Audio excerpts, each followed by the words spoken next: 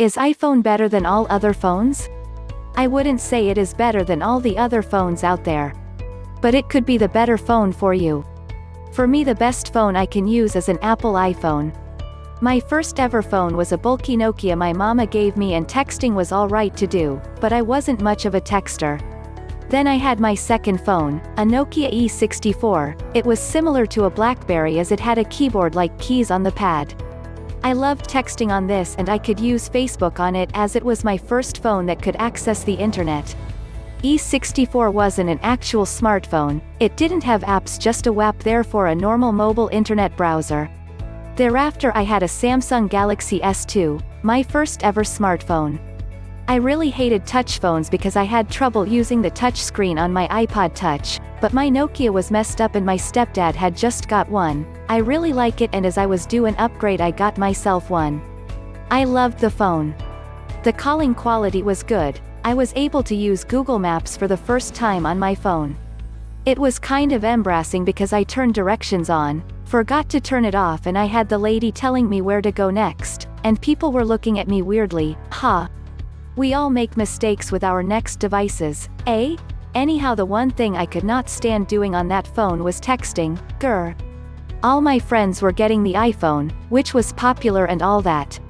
So, I spoke to my carrier and got myself early upgraded to an Apple iPhone, which cost me $300 to do anyway.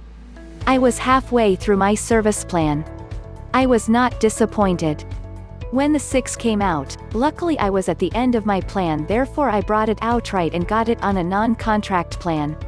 I do have a Samsung Core Prime, but I still cannot text on it. My mother, until recently, had a Nokia Lumia phone, and I found texting on that quite difficult as well. Me and the iPhone get on better. The autocorrect does mess up every once in a while, but most of the time it works flawless. Texting on my Samsung is such a task, it always messes up my sentences and leaves me feeling mad and upset.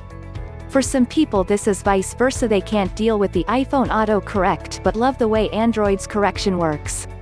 Mad, eh?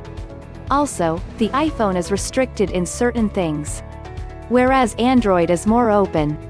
The iPhone has the pre-installed iMessage app as well. If your friends all have iPhones and you go away on vacation, this will be good for you. As long as you're connected to Wi-Fi, you will able to text your friends and not rack up $500 worth of roaming charges. My grandmother has a flip phone. It's the better phone for her. She doesn't text and she is only going to call out on it. She doesn't use a home computer, therefore she will never use mobile data. It depends all on what you will use the cell phone for and what you require to do for you. Apple spends all year working on researching, developing and creating the iPhones. Samsung releases more than one phone a year. The iPhone also works seamlessly with other Apple gadgets, including Macs and the Apple Watch. There's an ecosystem factor. Here are 10 reasons why the iPhone beats Android. 1. Better hardware and software integration. The iPhone 6s and 6s Plus introduce a new feature that Huawei S-Mate already had before 6s. The 3D touch display is smart enough to sense pressure, allowing you to take quick actions from the home screen just by long pressing on an app icon. Or you could peek at that email just by lightly tapping on it in your inbox. Sure, Android phones have offered haptic feedback for ages, but the Taptic engine in the new iPhones promises to be super efficient. Only Apple ties hardware and software together like this. 2. Great cameras. The iPhone consistently produces pleasing photos with accurate color, generation after generation. And the iPhone 6s and 6s Plus up the ante with a sharper 12MP camera with 4K video capture. Just as important as the bump in resolution is Apple's homegrown image signal processor, which promises more realistic colors. The new iPhones are also looking to take the selfie crown from Android phones. The FaceTime HD has a new Retina flash feature that boosts the brightness of the screen to double as a flash. In a face-off between the older iPhone 6 Plus and the Galaxy S6, Samsung's camera produced better results in low light, but the iPhone delivered warmer shots outdoors, especially in direct sunlight. The photos from the S6 looked blown out under these conditions. We anticipate better results from the 6s and 6s Plus. Another upgrade for the iPhone 6s and 6s Plus is Live Photos, which captures video and audio during and just before and after your still. You animate the image during playback via the 3D touch display. Other Android phones have offered similar features, such as HTC's Zoe, but I suspect Live Photos will actually catch on because more people will be exposed to it and because Apple makes options like this easy to use. You just snap images like you normally do. 3. It's the easiest phone to use despite all the promises by Android phone makers to streamline their skins. The iPhone remains the easiest phone to use by far. There's no separate app drawer for your apps and no annoying overlay to get in the way.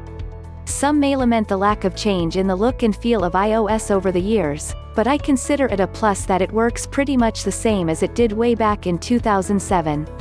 Pick it up, turn it on, touch the app to open. Of course, Apple has folded in enhancements over the years, such as Siri and Control Center, though I think that today's screen still isn't useful enough, but the iPhone still has zero learning curve.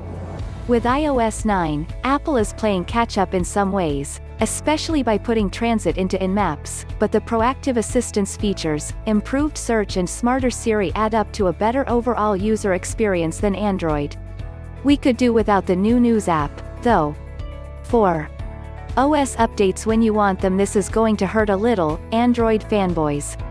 As of June 1st, Android Lollipop, the latest version of Google's software, was installed on a whopping 12% of devices. So just a little over 1 in 10 Droid owners are taking advantage of features like the slicker material design and priority mode for letting only the most important notifications get through.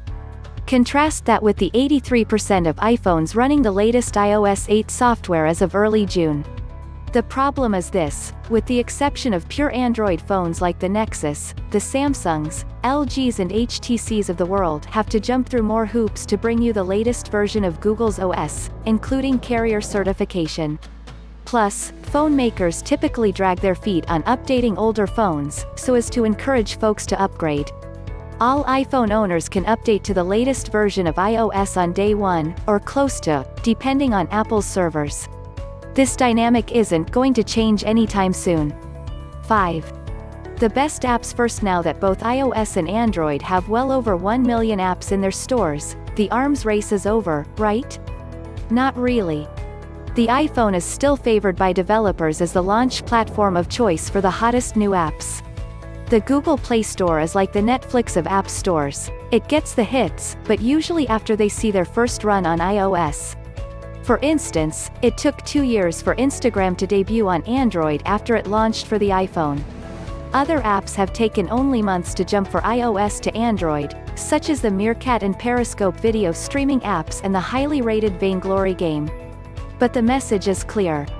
If you don't want to be treated like a second-class app citizen, the iPhone is still the king.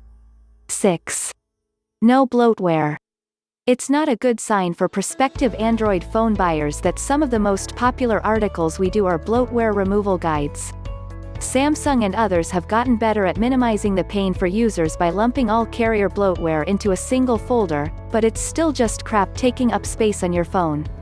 You won't find a single piece of carrier software pre-loaded on an iPhone, making for a clean out-of-box experience.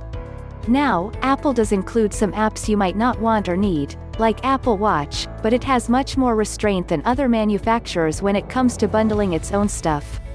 7. Works beautifully with Macs. If you haven't tried a Mac in a while, you might be surprised to know just how well iPhones work with them. For instance, with the continuity feature in OS X, you can use your MacBook to send and receive text messages and even receive and place calls. All you have to do is keep your iPhone nearby. I find the handoff feature a little less useful, but some may like that they can do things such as start an email on their Mac and then pick up where they left off on their iPhone, or vice versa. Thanks to iCloud keeping everything in sync, you'll also have easy access to the photos you take on your iPhone from your Mac, as well as any notes or documents you create. 8. Apple Pay. Between the upcoming Android Pay and Samsung Pay services, Apple has plenty of rivals, but right now Apple Pay is most prevalent method for making mobile payments. It's also dead simple to use. All you have to do to use Apple Pay is bring your iPhone close to the supported payment terminal at the checkout counter, then press your finger on your phone's Touch ID sensor. Apple Pay is getting better with iOS 9, too, which will add reward cards from the likes of Dunkin' Donuts, Panera and Walgreens. Store-issued credit card support is coming, too, with BJ's Wholesale Club, Kohl's and JCPenney on board so far. All of the above will be stored in the new Apple Wallet app. 9. Family sharing. An Apple family that plays together, saves together. With family sharing on the iPhone, mom, dad and the kids can share purchases from the App Store, iTunes and iBooks with up to 6 people. You can still keep your own iTunes accounts, too. When Junior wants to make a purchase, you'll receive an alert via the Ask to Buy feature, so you can keep better tabs on what he's downloading and also prevent bill shock. Other family sharing features include shared photo albums, a shared calendar and the ability to see where your kids are on a map at any time. Google doesn't offer easy family sharing on Android devices. 10. Best support and help. When you have a problem with your Android phone, you can try online forums or calling your carrier. But with the iPhone, you can tap into a vast database of useful help articles on Apple's website, get help via live chat, or you can schedule an appointment at an Apple Store Genius Bar. Google doesn't have this kind of direct relationship with its customers. With Android, you're on your own.